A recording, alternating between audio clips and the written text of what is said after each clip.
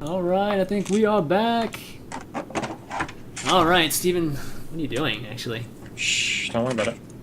I'm sitting there watching you.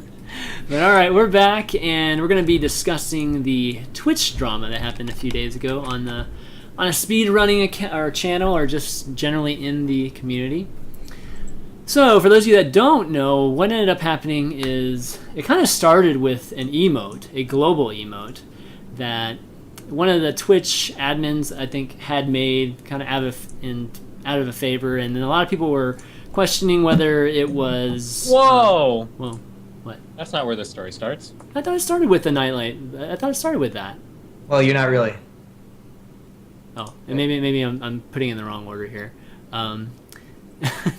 It depends on if you go by like Yeah. the Twitch apology or if you I go think- by. Okay, let's go. community's Okay, so let's bring up the Started- apology. Here we go. Okay, I think it started where somebody had 3 emotes made for their channel, and 2 of them were copyright infringement, I think, or they said that it was the IP of somebody else or something. And I think Horror is the guy who's in charge of Twitch, the Twitch community shit for like emotes and stuff. Yeah. So Horror ended up removing all 3 of the emotes because 2 were copyright infringement. And then as soon as that happened, people, I guess, started digging into Horror because they were like, well, fuck this guy. And somebody found out that Horror approved an emote for his boyfriend, and that emote can be traced back to like some furry Fudanara, Fushiana, I don't know what it's called, whatever that stuff. So then people were like, well, this is bullshit. Why does Horror's boyfriend get this emote, and then we can't have our emote? And honestly, this whole thing is like really stupid. And then it just blew up. Like the Twitch admin people, not admins, but the volunteer moderators started going crazy, like messaging the moderators of our gaming, telling them to remove posts about it, and then like running around banning like Twitch streams. Like Worcester got banned for a little bit, and just like banning every stream that was like commenting on it. It was pretty funny. Pretty funny. But yeah, so it was just like there's like not even any drama. Stupid thing that got blown like way the fuck up out of proportion by it. It was just really dumb. Yeah, I mean, I think the main thing that came from it, or might be worth discussing, is it's really just some admins abusing some of their power. I mean, they were rightfully banning folks that were harassing staff and that sort of thing, but they were I think they went a little overboard with it, and then it kind of spread into Reddit too, where the Reddit thread, I think every single comment was just deleted, which looks like from the apology it came from a volunteer that was separate, that it wasn't like Horror like going and doing that too. It was like a separate volunteer that that had admin rights in Reddit. So I think that's kind of where the discussion falls. And Greg, do you have any comments on this? It's hard to tell because I didn't know anything about it until I saw that it was going to be on the show and looked into it this morning. So I'm just seeing everything after the fact, and it really kind of depends on just how bad the Twitch communities, like the communities involved, just how bad the backlash was. Because you like see that entire thing of deleted comments on Reddit, and it looks like they went full on Nazi mod. And if that's anything to do at all with Twitch, then that's a really just flagrant abuse of power on their part. But at the same time, all of us are quite familiar with the internet, and it's entirely possible that about 95% of those comments absolutely deserve to be deleted. Right. Like, if the community involved here was up in arms and they're like a very vitriolic, assholey community. I actually know nothing about the speedrun community, so this is all just conjecture on my part. But judging from the people like in my stream chat or in Destiny's stream chat, it's entirely possible that they deserve to be banned or at least have their comments deleted and whatnot. So Yeah, I mean, that's it's why I said it's really dumb on both sides, because there was definitely shit going on both sides. Like those deleted comments, there were a lot of people sending like death threats to Horror and like blowing up his Twitter and other forms of social media and shit. And it was getting like I said, it was like over something really dumb, and it blew up. I don't know, like people thought that this was like the fight of their life, and they took to arms on the internet like it was the most important thing that they were ever going to be involved in for like their entire life. It was insane.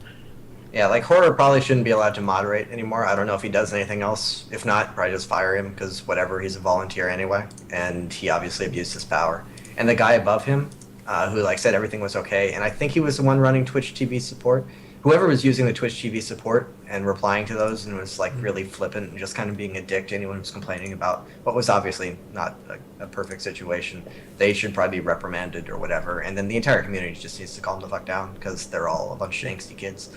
But overall, it just seems like people being silly and then it escalating and getting mad at each other and abusing power versus trying to be as loud as possible.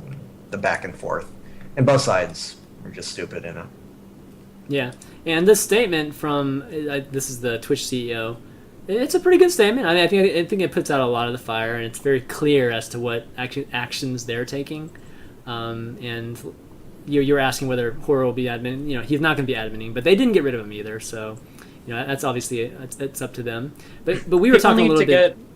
People need to get their shit together on this. I don't understand how it's that hard to understand this shit, especially if you're the moderator of, like, fucking, like, we're, like, on the edge of internet craziness. Like, Twitch TV is, like, one of those communities that's, like, you think of, like, the core internet and how that works, and then you get, like, a little bit more and more fringe. And Twitch is still kind of fringe on, like, those crazy internet communities. So if you've lived in this part of the internet for as long as you have, like, you should know that running around and banning channels for disagreeing with you and, like, messaging the moderators of our gaming to, like, silence the opposition, like, you have to know that that's a terrible fucking idea. If you, like... How could you be part of this community for so long and think that, like, you could just ban channels and shut down threads and then everything would go away? Like, that you have to be really fucking naive, you know?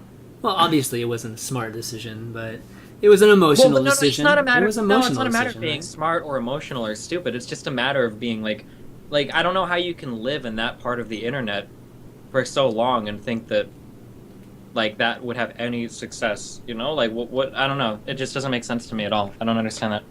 Emotional decision only explains so much. Like, at some point you have to be like, wait, this is a bad idea. There's no way that this is going to turn out well for me. To use an example, I've heard that some people have inappropriate pictures of them leaked on the internet, right? I've heard that's happened to some people before. And it happened to me, and obviously, like, it wasn't something that I was really happy with. But, like, what they did would have been the equivalent of me going on Twitter and Starcraft and, like, pleading with people, like, everybody, please, if you see these images, report them and delete them. Like, it would have been the Streisand effect, like, 1,000,000 times over, you know? Whereas when I got home, I was streaming the next day and I didn't really say anything about it at all, or I might joke about it occasionally, and that's kind of it, you know? Because I've lived on this community long enough to know that you can't be fucking stupid enough to think that going crazy overboard is going to make everything go away. Like, you have to be completely idiotic to think that. So it just seems really weird that this many different mods can work in tandem to try to make something disappear, and, like, nobody stopped to think, like, you know what, maybe this is really dumb and we need to figure, you know, a different approach to this. That's really strange to me. Like, the entire thing happened with the community reacting really, really badly to being poked by an admin. Like, he took away their emoticons, so they're like, fuck this guy. And then they went into, like, his entire history, and he promoted this one thing to global, or I don't even know how the emoticons work, but whatever he did. So, like, how do you not expect them to do the same thing when you poke them even harder? Yeah. It's just... Obviously, the community a little bit dickish about it, and they obviously pissed him off. But it's kind of his responsibility. If you want to be a moderator, an administrator, you're supposed to be above that, and you're supposed to be, like, kind of the person who's keeping the peace or whatever. You're supposed to be aware of how it works and try and work with them. Yeah, one of the things in this statement too is that I kind of caught my eye too was that the Reddit moderator was actually a volunteer moderator. And it kind of makes you think of how many moderators at Twitch are actually volunteer versus, you know, paid staff. I mean, it sounds like Horror was probably paid, just given that, you know, they didn't. Horror was paid. Yeah, I think he was the only paid one. But yeah, so it kind of makes you wonder just how many folks, you know, kind of carry that Twitch moderator title, you know, and are really volunteers. So I don't know. It's pretty common maybe on if Reddit. they took, like, a bigger cut of subscriptions, they could pay the moderators to be a little more serious. Like, maybe if they took, like, 60% instead of 50%, they could afford to go. Oh, God. I'm sorry, I'm just kidding. Oh, God. That was really inappropriate. I'm really sorry, guys. Everything that I say is of my own will. I don't represent ChanMan. I don't represent ChanMan Incorporated or any other entities. Productions. All right, moving on. Before we get removed from Twitch, we'll wrap that up and move on to something that we talked about last week, but Steven seems to want to talk about it some more this week, which is... I didn't want to talk about it. It was just that one article popped up. Well, okay, so you want to talk about that article. All right, so this article popped up, and it was kind of a follow-up to that whole Scarlett, Too Good, you know, subject that we talked about last week about Holmes Story.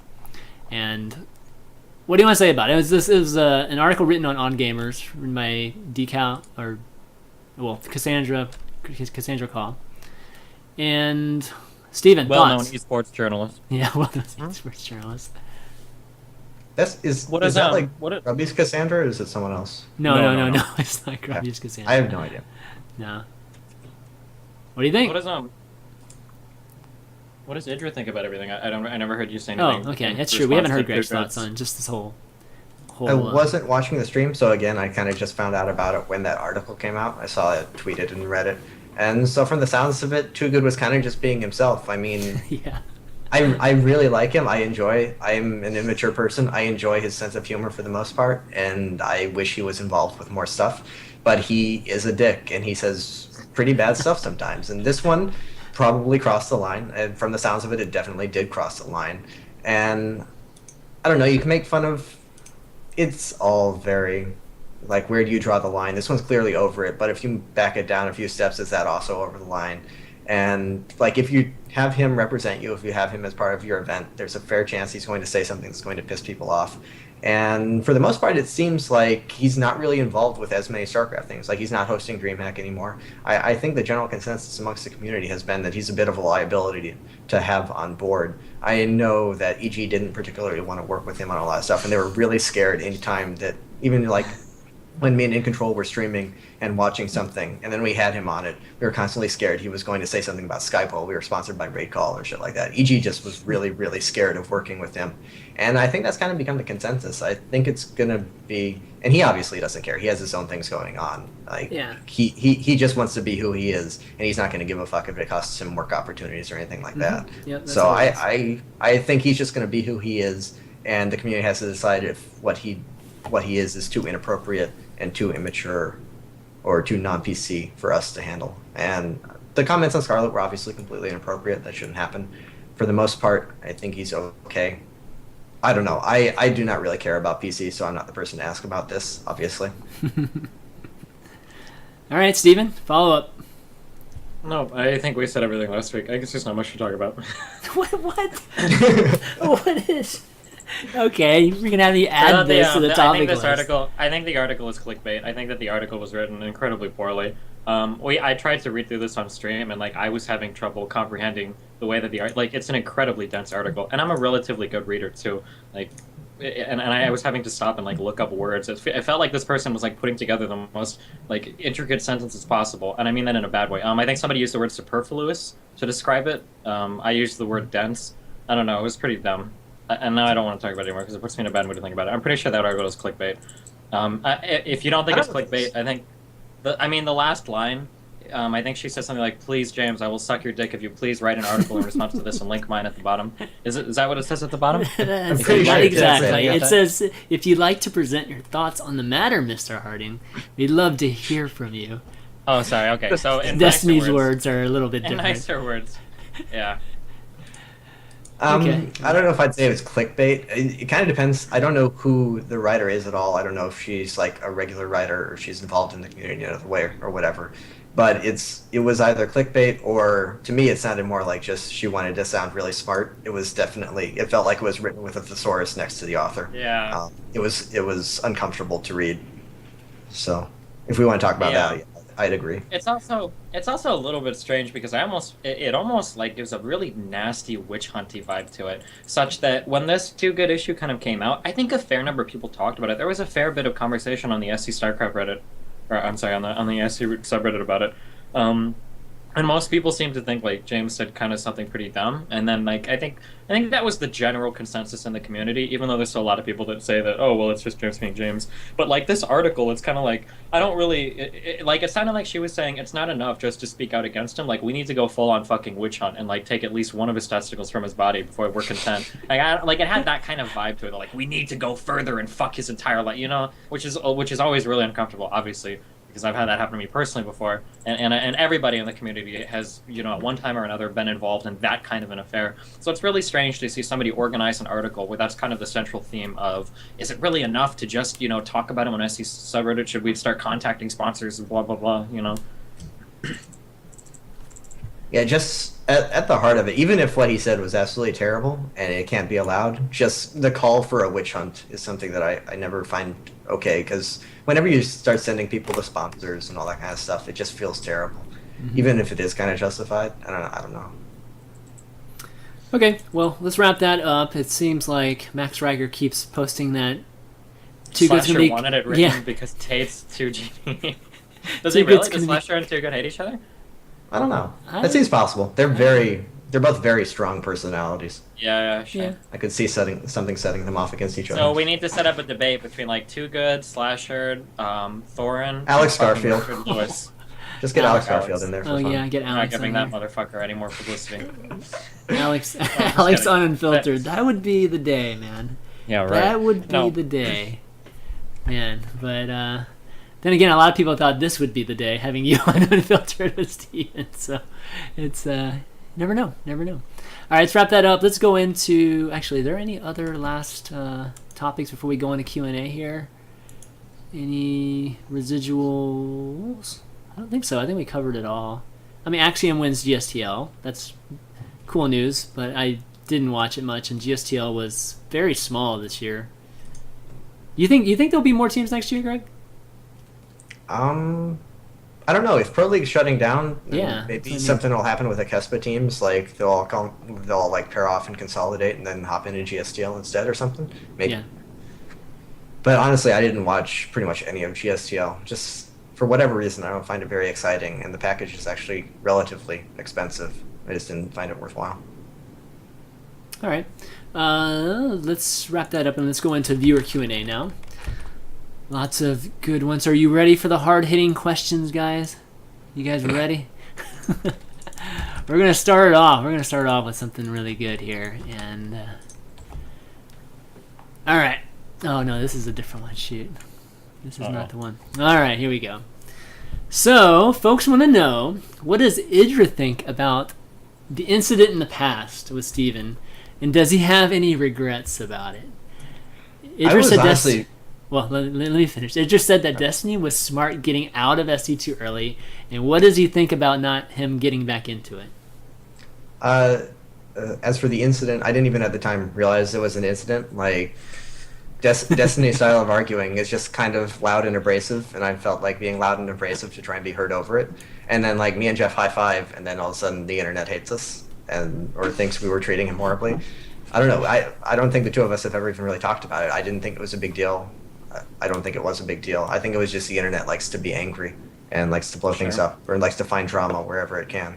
So I don't think it got as exploded until DJ Wheat kind of... Yeah, he didn't take it very well. And rightfully so. Like, there were threats to his family and stuff. That's going to piss anyone off. And he had every Oh no, right I to just be mean upset like about in that, the show itself. In the show itself, like right after I left, I think DJ Wheat's like huge. That's right. He did go on. He did go on a he rant. showed his That's PJs. Yeah. But anyway, to me, it wasn't ever a big deal at all. I just thought the community was being the community. And what was the rest of the... Oh, he was smart to get out of Stark. I think that's something I just said, like, after I lost some terrible game on stream and was pissed off. That has that feel to it. I do that sometimes. So, no, I don't think... I mean, it's smart to diversify. Games aren't going to last forever. That's one of the problems with esports. Like, there's no Soccer 2.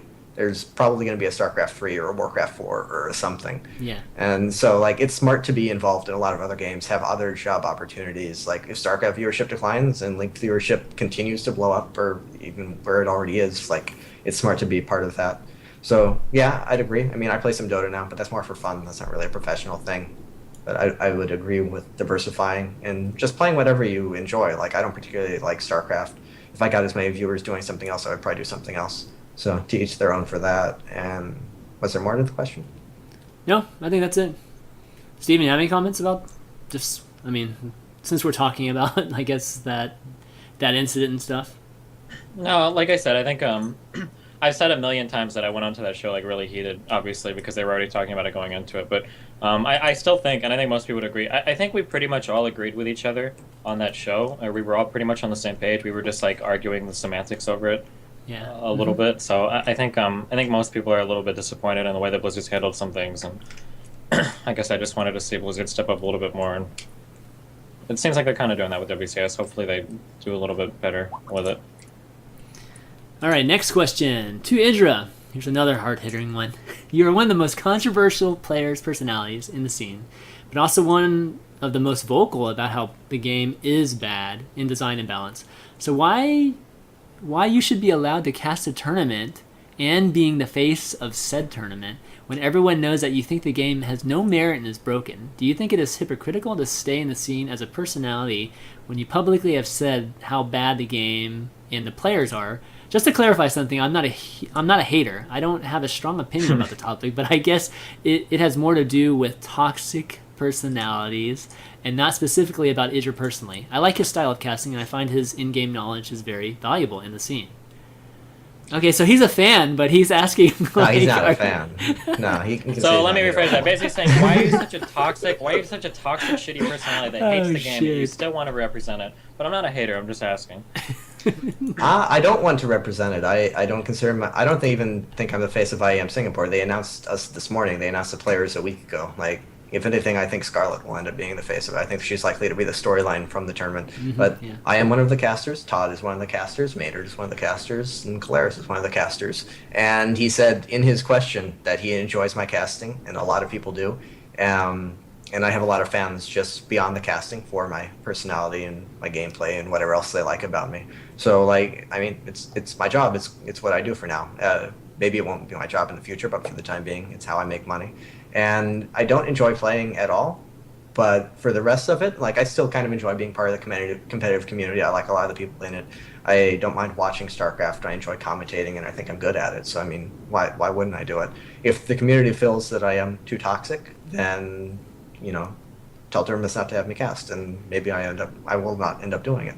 But for the time being, it seems that there's enough demand, and that's what I do. That's what I enjoy doing. That's what I'm going to do. So that's what it's going to be. So I think the real hard-hitting question is, who has more passion for StarCraft 2, Idra or Tasteless? I don't know. I think given how angry I get about it, I think I have to be at least somewhat passionate about it. That has to come from somewhere. Okay. Let's see. Next up, we have. Any plans to go to college, Greg? I'm still unsure. Like, at the point, like, I wasn't getting very much work for a while because a lot of casting was already filled up and just some other stuff. But now I have 3 things in a month, even if 2 of them are smaller.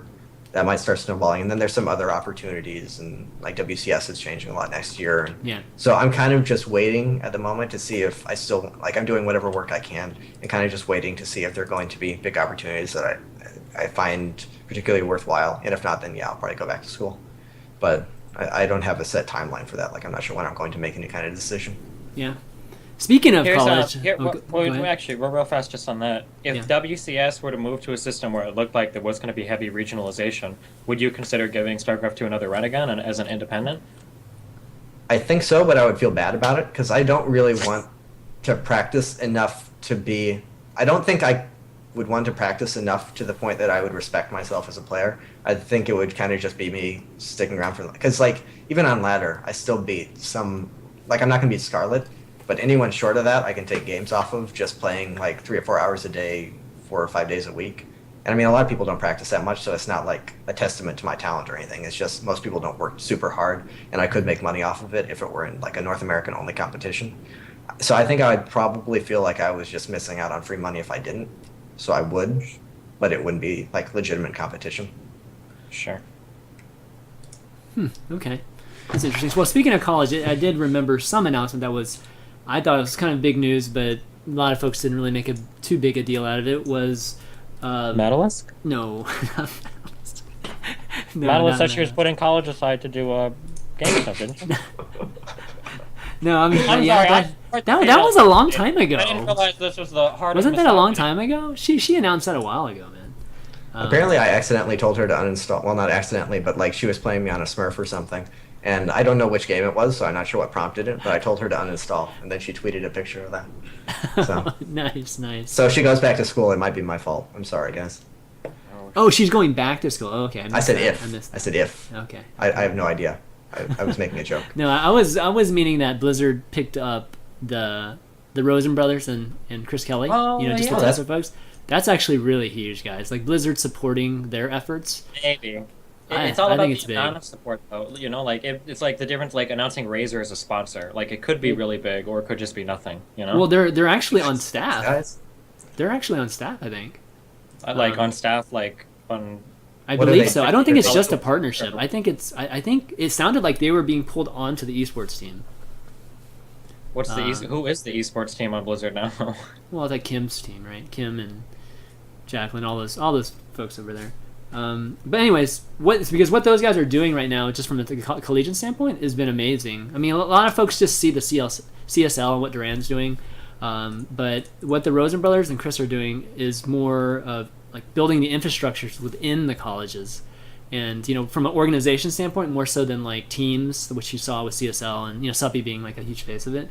So having them, again, being supported by the developer for that particular game, I think is a pretty big deal, because those guys are doing some really good things. I wish you guys could actually see it, but hopefully in the near future you would. And this is this is a big step for grassroots in NA here, and we don't see any of that ever. So they just keep doing their own thing, except Blizzard is like officially approving of it and giving them money, or Blizzard is taking them on to do stuff for Blizzard.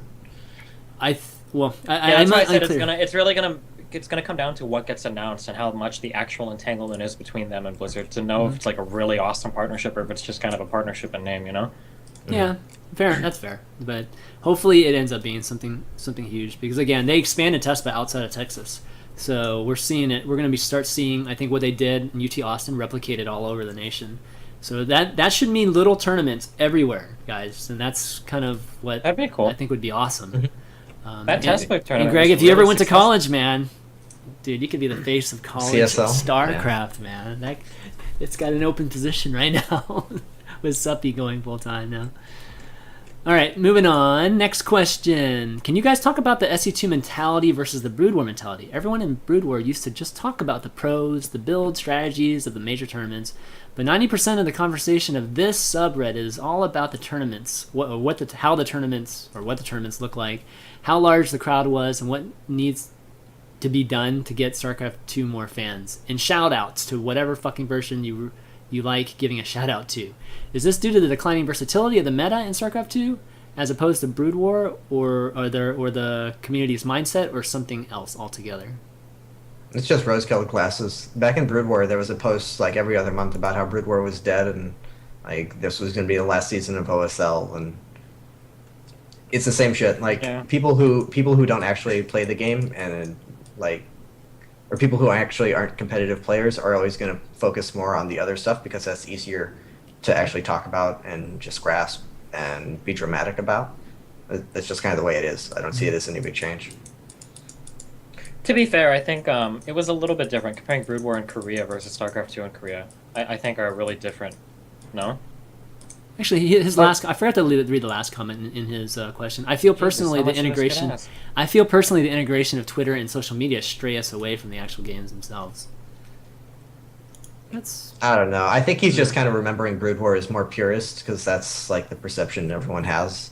Like it was still a bunch of internet nerds playing. Is the poster of this question, is this Milkus, or is it just? Maybe. But Steven, you were making a comment before I interjected there. I don't even remember. Keep in mind that the little bit that you saw of people talking about StarCraft Brood War was really biased, because all of the Brood War talk mainly happened in Korea, where it was majorly popular. So looking at trying to evaluate how Brood War was by only reading, foreigner forums probably didn't give you as good of a view as, being actually into all the whatever the Naver board, I don't know, whatever the fuck Koreans post on. Mm-hmm. If that makes sense. Mm-hmm. Okay. Idra and Destiny, what is your best strategy to counter Terran mech turtling and transitioning into Raven Viking? I've been seeing a lot on Zerg streams, and it seems that once the game gets to that point, the Zerg loses the vast majority of the time. If the stream chat tells you you're playing a Villo, then you go, you take your gases, all 4 gases at 26 drones, and you try to get mutas out as soon as fucking possible. And if you can get 8 mutas to his base before 2 Thors are out, you can win the game. Fuck that shit. Yeah, if you're playing someone who has no soul and is actually willing to just sit on. Oh shit! Someone who's willing to play like a Villo. If you thought infestors were bad, let's talk about infested Terrans that last 27 minutes, okay? Because that's an auto turret. Let's talk about fungals that fucking destroy the entire universe, because that's a hunter seeker missile, and then fucking point defense drones just fuck everything. Fuck that. That combination of units is impossible to beat. Zerg's anti-air is just really bad. So Zerg, our best fucking anti-air is our macro fucking tip. Our macro mechanic is our best anti-air is massing queens. The biggest problem with fucking Zerg, the thing that sucks the most about Zerg, that's the most annoying thing about Zerg, is you can be in this great position where like there's just nothing you can fucking do. Like, and you can have all the bases and all the macro, but you just don't have the good units to make. Like if Terran or Protoss ever gets in such a position that they can open up to like open macro and do whatever they want, it's like I can put together these amazing fucking armies that do amazing things and kill everything and can trade like literally 10-1 versus your army. But as Zerg, like if the enemy gets turtled up, it's like, well, time to make ultras, broodlords, and I almost said infestors, but not even, maybe vipers. Like we don't have good units to make. It's really fucking annoying. I fucking hate that. When you are in a position where Terran or Protoss have turtled up on 3 to 4 bases, and you can tell that they're going for that really lame, crazy macro style. For Protoss, it's like the Tempest carrier, High Templar bullshit, and then with Terran, it's like the Raven plus anything bullshit, the Raven mech bullshit. There's nothing you can really make against it as Zerg. You have to like channel your inner flash and throw down like 6 Niduses and like do like multi-pronged attacks while expanding and continue to make units for like the next like 2 hours and hope you can wear them out, you know, before they get enough shit to just never die. I'm sorry. Fuck those games. No, that's just pretty accurate. If I play against a Villo, like it doesn't matter that I know I'm literally 3 times as good at him as him at the game. I'm still just going to try and do an all-in because even if it goes to that point and you somehow manage to win, it feels so horrendous. But yeah, beyond that, it's just their units are just better, and it's very, very hard to actually force anything to happen. Like against Protoss, you can try and rush Vipers, but if they do any kind of legitimate build, then you're just going to get shit on because your army is like tiny and bad compared to theirs. And then against Terran, there's not really timings you can do, especially against mech. It's like you can go swarm host and beat on them a bit, but then eventually your swarm host is going to be irrelevant in the army versus army fight. And I don't know, Zerg's late game is just really, really bad. There's very, very hard counters to both ultras and broodlords from both races, and vipers have a timing window, and then they just get completely shut down by feedback and or Vikings just Terran that have units in 27 general. range. Yeah. Well, We just need like a tier, like if we just had a good tier 3 unit, if we had a good anti-air unit, I think everything would be different. Zerg just needs one. That's all we want for Heart of the. We'll even trade corruptors for it. We'll gladly You trade can take the corruptors. corruptor Fuck back. corruptors. I think The so. only unit that corruptors are effective against can't shoot air. Did you notice that? Literally, the only unit that corruptor is effective against, That's a good air-to-air point. fighter. The only unit that our air-to-air fighter is effective against cannot fucking shoot back. And even at that, it's hard to kill Colossus because of the fucking stalkers are at it. Like, fuck, dude. Vikings can land, look awesome, and they got 19 range. You can even put a Viking in a fucking dropship. How cool is that? The fucking Phoenix can kill shit on the ground. They're fast. The micro is comical. I was teaching Nathan yesterday because he's almost 3 now, and I'm starting to teach him how to micro Phoenix, and he's almost picked it up as good as Oh fucking. my God. They're so good. All right. Question to all: what It's map a from fucking melee unit. Okay, I'm sorry. Go ahead. what map from the 3 used at Redbull Battlegrounds did you enjoy watching the most, and do you think Blizzard should put it in the map pool next season? That reminds me of, I forgot I was going to talk about just Cloud Kingdom being in the pool. What did you guys think of that? Yeah, I saw that, and I don't know. I personally never liked Cloud Kingdom, so I didn't like it. But it wasn't a bad map, and there were lots of good games on it, so it's okay. I don't even like. I mean, I saw the games, but the maps didn't really register. I don't like the one with the gold base because I think gold bases are kind of bad. Because I guess after the mule change, it's not as big a deal. I don't like gold bases, though. Mineral income just rewards Terrans so Yeah, much. Zerg doesn't get shit out of mineral income, so it doesn't help us at all, you know? Yeah. Yeah, and then I don't know. I didn't even recognize that there were other unique maps in it. I don't know. I guess I haven't been watching enough Starcraft. All right. Here's a. I think you need to avoid maps that can be split down the middle. I think those maps are always lame, Yeah. you know? And that's how I feel about Cloud Kingdom. Like, any map that can be split down the middle, those tend to lead into the really boring 40-minute nothing games, you know? So split down the middle. I mean, I always thought about Cloud Kingdom as having 2 distinct attack paths, right? I mean, it does, but I don't know. Maybe I'm only biased because I'm remembering Wings of Liberty's EVP. That was a fucking nightmare, and that always wound up split in the middle. Yeah. Okay, here's a.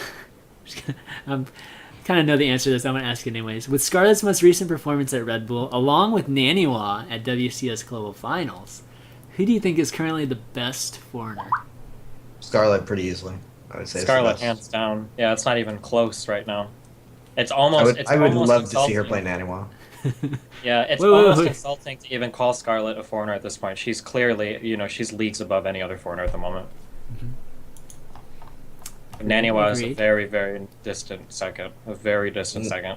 If they played, Naniwa would do some of his silly little two base builds, and like maybe they would work once, and then she would just bitch slap him the rest of the time. Yeah, it wouldn't even be close. I don't think anybody, honestly, even the most hardcore Naniwa fan in the world would concede that there's no way Naniwa would win a best of anything against Scarlett. Oh man, he's cursing us right now on Twitter. I'm sure. I'm sure. Let's see, a few more. So, Sons of Starcraft, Part 2. What did you guys think? I did not watch it. Steven? I saw a little bit of it. It looked better. So since I realized there wasn't going to be anything to bitch about, I turned it off. Sorry. Oh my god. Nice, nice. That's basically the impression I've gotten. Everyone who's watched it said it was better, and then there was like no one talking about it. Yeah. So I think they should just purposely make the rest of them suck, and then maybe they'll Get get more more attention. publicity. Yeah. Get more publicity. Yeah, it was better. It was mostly.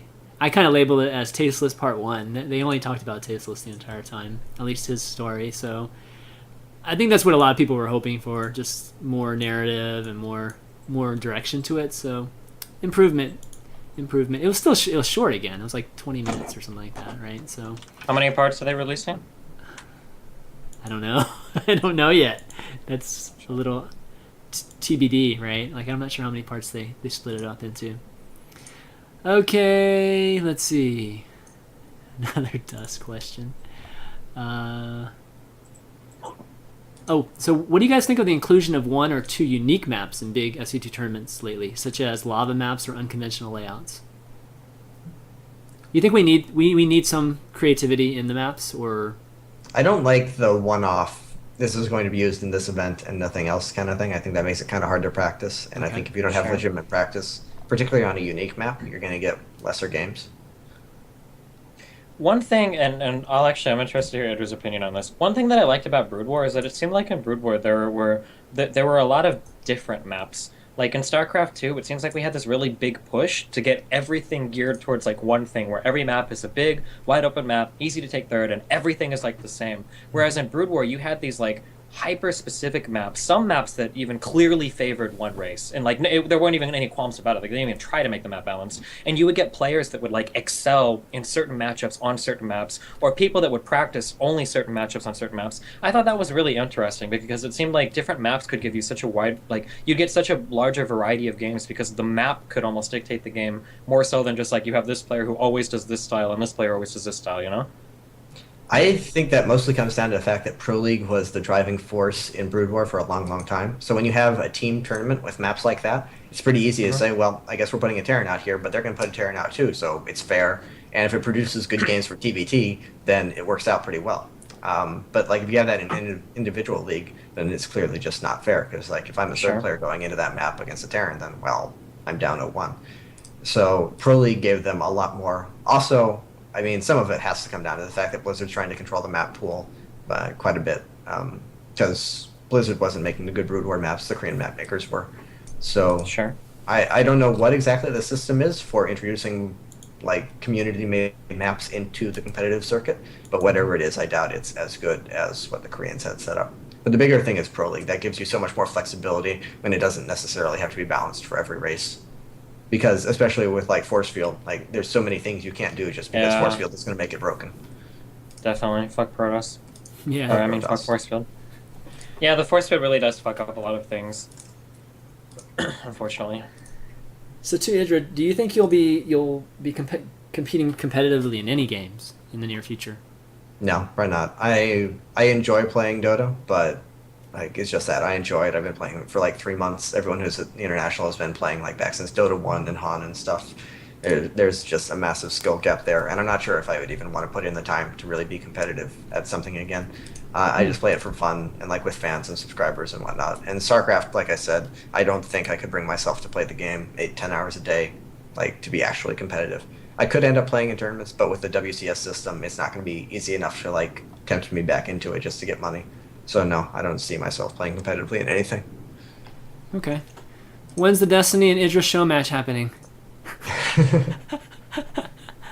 whenever somebody funds it. 100%. Yep. Put up a That's prize true. pool for us. All and then right. Go at it. Come message us, guys, and then we can see what happens with that.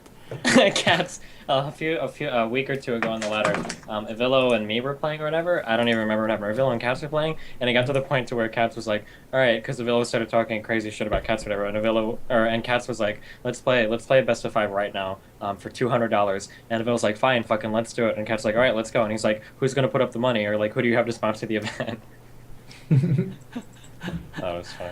Got it. Okay, I think they paid me enough money to play a best of 5 with a fellow. It would last like 6 hours.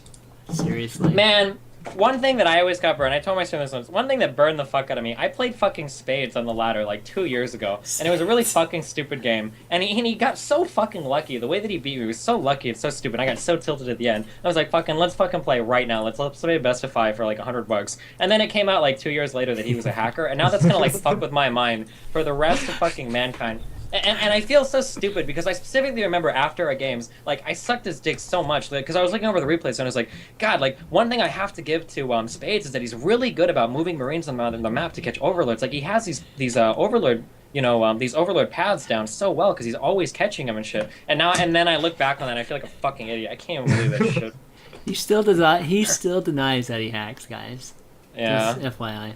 One of my favorite moments was back when WCS was first introduced, like before it was the regional thing, like the first year, and the first round of the American qualifier at the MLG, I actually got to play Spades, and this was like right as the hacker stuff came out. And yeah, he went anyway to show everybody that he was legit. Yeah, he went anyway, and we played round. first round, and I just shat on him so fucking hard. Like at the end, I built 12 Niduses and popped them all up in his face at once. Yeah. He got fucking annihilated, and he went out immediately after the losers bracket too. So he got fun. fucking annihilated, and then like no one ever heard from him again on the Starcraft 2 scene.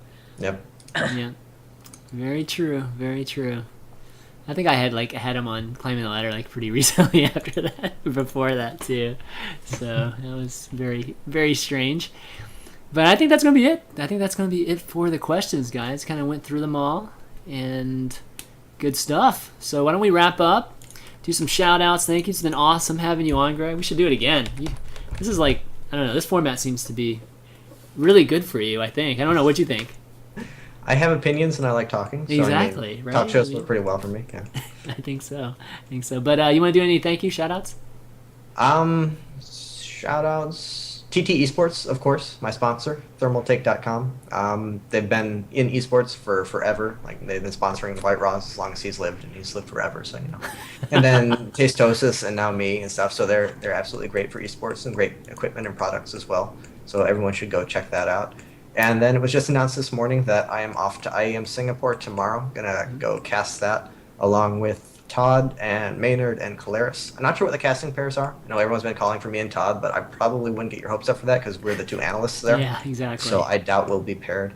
So just a little bit of forewarning there. But I'm sure that'll be great. Get to go cast Scarlett. And then I'm not sure if there's not a whole lot of other notable foreigners there because Huck had to pull out from Exhaustion, whatever that means. But lots of big Korean players. And I know Scarlett and Bomber are in the same group, so we get to see a rematch of that. So everyone should check that out. I know it's competing with DreamHack, but watch both of them. Be good esports fans. Yeah, run both streams. There you go. Run both streams at the same time. Yep. And then beyond that, just follow me on Twitter at Idra and watch my stream, Idra.tv. Of course, I won't be streaming a whole lot this month because I have like 3 events and then I'm going back to my parents for Christmas. But after that, watch me. And thank you for having me on. Cool. Where are your parents? Where are you originally from? I forget. I was born in Michigan. My family moved to New Jersey when I was like 13. Oh, okay. Wow, it's pretty far from where you are. Yeah. Steven! Shout out to Phoenix, who makes the Nasita and then the big Demora mousepad. Hopefully the keyboard's coming soon. Cool people. If you go to my website, you can still click on that ad for the Dollar Shave Club. If you sign up for that, you get razors delivered to your house. It's fucking sick. My neck is nice and smooth because of that. And just recently, I haven't announced it yet, but I have a personal thing from Ting now. And if you go to destiny.ting.com, you can sign up for mobile there, cell phones. I think it's only for America right now. But yeah, if that's interested, if you're interested in checking out cell phone stuff, if you go to that website, you can click the savings calculator, and you can compare like your current plan to what they could offer you. I actually found Ting before they did anything with esports. I found them. I thought it was really cool, and the plans work really well for me. The coverage that they use is Sprint, so if you have really shitty Sprint coverage, you're probably not going to be interested. But yeah, check them out. Otherwise, thanks to ChanManV and Idra for being on, and all the wonderful fans. And Ting just happens to be a sponsor of Shoutcraft America, which Greg is also casting for. So yes, it is. Works out. Yeah, for me, I'll just round things off with saying just big shout out to you guys, Stephen for doing this each and every week with me, and Greg for finally getting you on a show. Man, I'm like really happy that we were able to finally do this. VODs for the show will be up on my YouTube channel, youtube.com/ChanManV, probably 15 minutes after this, 15-20 minutes, depending on how big the parts are. So you can go check it out if you missed any piece of it. And I did want to give a shout out to a lot of folks that have reached out saying that they were willing to help, with the show, because I kind of made an announcement that if you want to help out with the show, please reach out, because in the past I've had very little help. So all you guys that have reached out, it's been really great, and the folks that have done a few things for me already have done a really great job. So really appreciate that. And folks, if you even if you just want to help me mod in the channels and stuff like that, that'd be really great, because I don't think I even have enough mods at this point. So yeah, really appreciate the community. I know a lot of folks help Steven and Greg too, so that's really fabulous that you guys help us do some of the things that's needed on our channels and overlays and stuff like that. And lastly, just I guess follow this channel if you enjoy Unfiltered or my other shows, Wednesday Night Sprites and Value Town. No Value Town this week, guys, because of Thanksgiving. So Wednesday Night Sprites is tomorrow night, and then that's going to probably be it for the shows this week. But yeah, follow us on Twitter at ChanManV, at Steven_Bunnell, and at Idra. It's just at Idra now, right? Not at Idra. Yeah, it's just at Idra, and we'd appreciate that. Okay, guys. How'd you get the Idra Twitter name? So I went to a San Francisco Barcraft for, I think it was like a WCS finals or something, and some guy who works at Twitter and is an esports fan was there, and it was like the guy who has the Idra account has just been inactive for whatever the threshold is, and you can have it if you want it. So I emailed him and got that all set up. Nice. Yeah. But okay, guys. There's somebody who runs the fucking Destiny account on Twitter. I stalked the shit out of this chick for like 2 weeks, like finding out all the info. I messaged all of her friends, all of her family members. I know where she lives. I know everything about this chick. You know where she lives? Oh my god. Yeah, because I wanted this fucking Twitter account. She never responded to me. Maybe I came on too strong. I don't know. Okay. Destiny. Who owns a Destiny? Is that her actual name? Her name is Ling.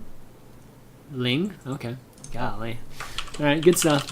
Well, alright guys, that's going to be it for the show. So for Idra, Destiny, and ChanManV, we'll see you next time. Peace, or later. I always say peace, man. That's like DJ Wheat's thing, man.